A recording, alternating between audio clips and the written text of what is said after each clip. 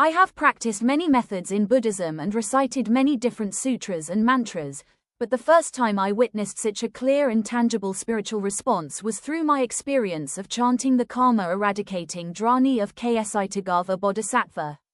This is how it happened. My father never believed in spirituality or anything sacred at all. The difficult part was that both my mother and I had deep faith in the Buddha-Dharma. And that was the source of much turmoil in our family. That day, my mother was sitting cross-legged in her room, reciting the Buddha's name. In front of her was a neatly hung picture of the Buddha. She did not dare set up a formal Buddhist altar because she did not want to upset my father, so she would only hang the Buddha picture on the wall when she was chanting or reciting, and then put it away afterward. My father walked in, saw the scene, and immediately flew into a rage. He tore the picture down with his hand and threw it hard onto the floor. My mother was completely shocked by what he had done. At that moment, she could no longer remain silent and reacted strongly, which caused my father to fall silent and walk away. When my mother told me what had happened, I was stunned. I knew that the karmic consequences of showing disrespect toward the three jewels are very heavy, even if it is only toward an image or painting of the Buddha. And then, what was bound to happen eventually did happen. Not long afterward, after suffering from a severe and persistent coughing spell that kept several neighboring households awake at night, my father finally agreed to let his children take him for a medical examination. At BM Hospital, the doctor looked at his X-ray, which showed that more than half of one lung had turned white, and immediately ordered him to be admitted for emergency treatment. After 1 week in the hospital, the doctors concluded that he had pleural tuberculosis causing fluid buildup in the pleural cavity, and then transferred him to the HN Lung Hospital. After another week there, he was discharged for outpatient treatment. I observed and asked about the conditions of other patients hospitalized with him, and I learned that tuberculosis medication is very harsh on the body and causes great fatigue. However, compared with them, my father's condition was far more severe. In addition to the common side effects usually experienced by TB patients on medication, my father refused to eat. And if a person does not eat, how can they survive? So we had to take turns. One person would hold his head and hands, and another would try to feed him. But he would clamp his mouth shut and refuse to open it. When he could no longer resist physically, he would spit all the food back out, splattering it all over his wife and children. Once, he even used his hand to violently knock over a bowl of pho, spilling it across the floor. After 2 weeks of refusing food and drink, my father lost nearly 10 kilograms. Once a tall, sturdy man, he had now become gaunt and skeletal. Even more seriously, he suddenly became mentally confused. All day long, he would repeatedly ask me, "Are you C?" "Yes, I'm C." "And what are these 2 children called?" He would ask, pointing to my 2 children. I would point to each child and tell him their names. But as soon as I answered, he would forget again. He was no longer even aware of what was happening around him and had lost control of his bladder and bowels.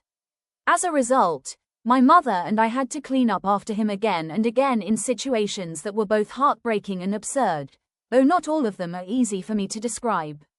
Because I understood the Buddha-Dharma and knew how karma and karmic obstacles could be resolved, from the moment my father was admitted for emergency treatment, I began dedicating all the merit I accumulated each day to him and to his karmic creditors, praying that he would recover quickly and develop an affinity with the Buddha-Dharma.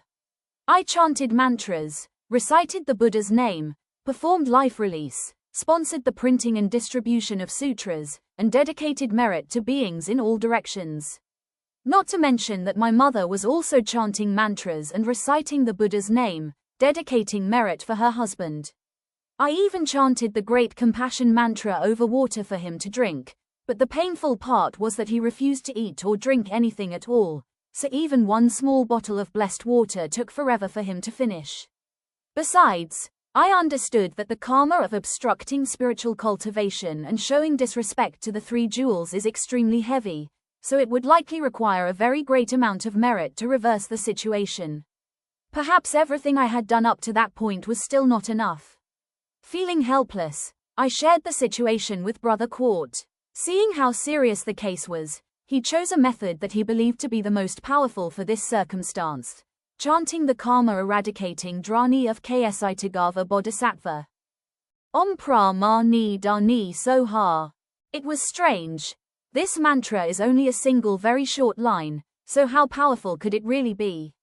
But I did not overthink it. From that day on, in addition to all the practices and merit-making I was already doing, I added 30 minutes each day of chanting the Karma-Eradicating Dharani.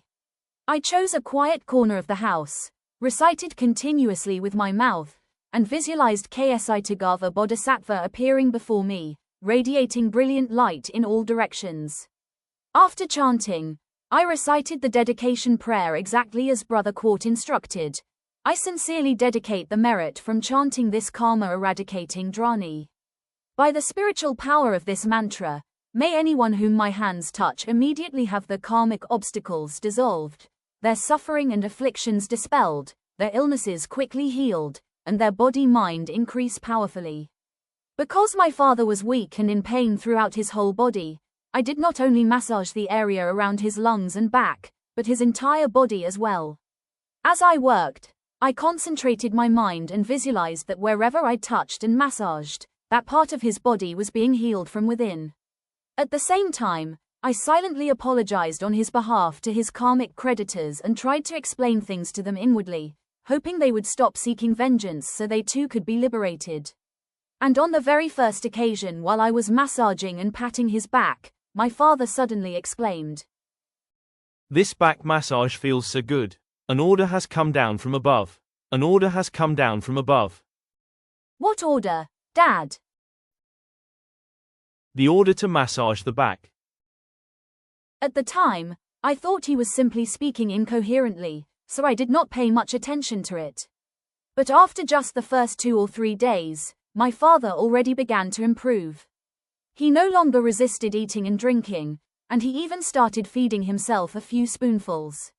Seeing that he was mentally confused, in addition to massaging his whole body, I would also gently place both of my palms on his head. I maintained this practice for more than 2 weeks, only pausing on days when I was truly too busy to do it. Some days, I arranged my time so that I could chant continuously for 2 hours. And everything progressed rapidly from there. Day by day, he was able to eat more, walk more, and his memory gradually returned. If before he could not remember the people around him, could not remember the house, the roads, his belongings, money, or anything else, and if even walking a short distance required someone to accompany him, now my father could walk alone out into the neighborhood and sit chatting with retired men along BND Street, HN City. As for eating, he returned to eating normally, with a healthy appetite, and gained weight quickly, nearly back to his original weight. His complexion even became rosier than it had been before he fell ill. If previously his symptoms had been far worse than those of other people taking the same tuberculosis medicine, now he actually seemed healthier and more energetic than they were. Now he can walk up and down the stairs by himself, so he often moves from floor to floor around the house to relieve boredom. One day he wandered upstairs into the prayer room and saw my mother sitting there chanting mantras before a solemn and beautiful Buddhist altar. He only glanced at it and then went back downstairs. He did not realize that my mother and I had only recently set up this new altar. He thought it had been there for a long time already. He also remembers nothing about how he had once reacted, nor about how his wife and children had practiced Buddhism. His memory returned, but this whole area of memory seems as though it has been completely veiled over. When he saw my mother wearing her brown Dharma robe, he commented, "That outfit looks beautiful." "Really, you think so?" my mother asked with a smile.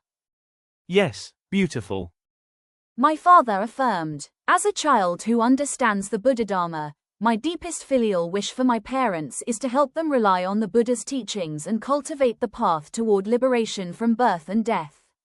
I have already fulfilled that wish with my mother.